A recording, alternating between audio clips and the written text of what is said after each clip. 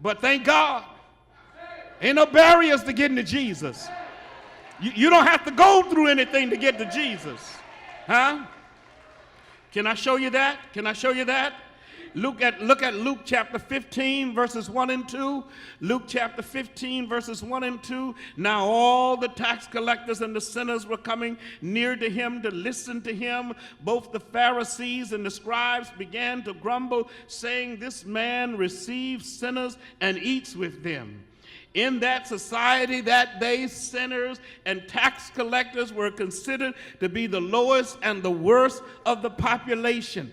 People hated tax collectors because they worked for the Roman government, and they could charge whatever they wanted to charge as long as they gave the government of Rome what they were tasked to give them. And so if they owed Rome $10, they could extort out of you $25 and keep the other 15 for themselves. So people hated them.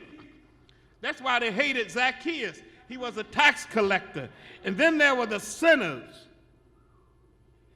The sinners were people who were not a part of the Pharisaic party or the Sadducees or the Essenes or these other ultra-conservative religious groups.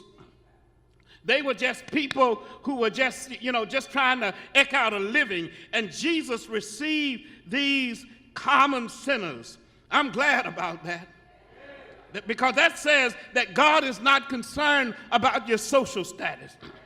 God is not concerned about your standing in the community. It does not matter what your life has been like. You can bring to him all your sicknesses and your soul's diseases. You can bring to him all of your baggage. And all of us have some what?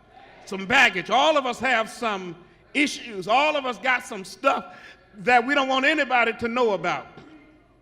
And we can bring it to him. This woman came up in the crowd and touched him. She said, "If I can but touch the cloak of his clothes, I will get well." Sometimes our lives just seem mired in the quagmire of destruction, and we feel like giving up. We feel like there's nobody who can help me. That why should I keep trying when it's all going to work out the same way? Nothing good going to happen in my life. I can imagine that maybe this woman may have thought like that. But somebody told her about Jesus. Somebody said, "I know a man who can fix any situation." Oh, my brothers and my sisters, I don't know what you're going through, but whatever it is, it can change.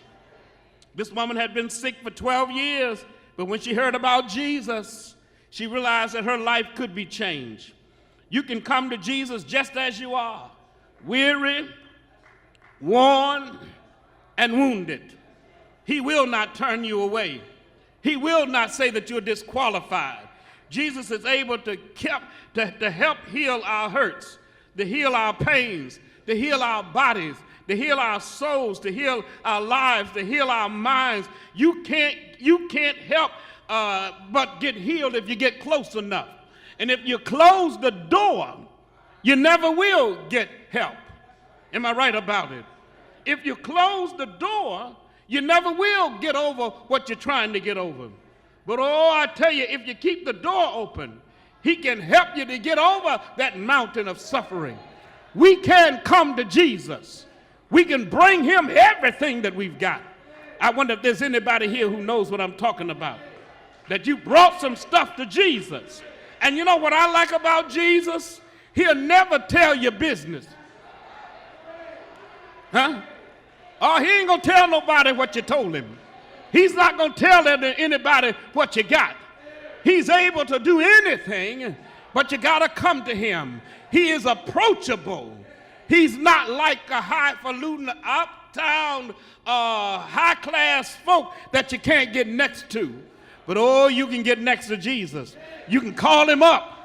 You can tell him what you want. Tell him all that you need to tell him, because he is approachable.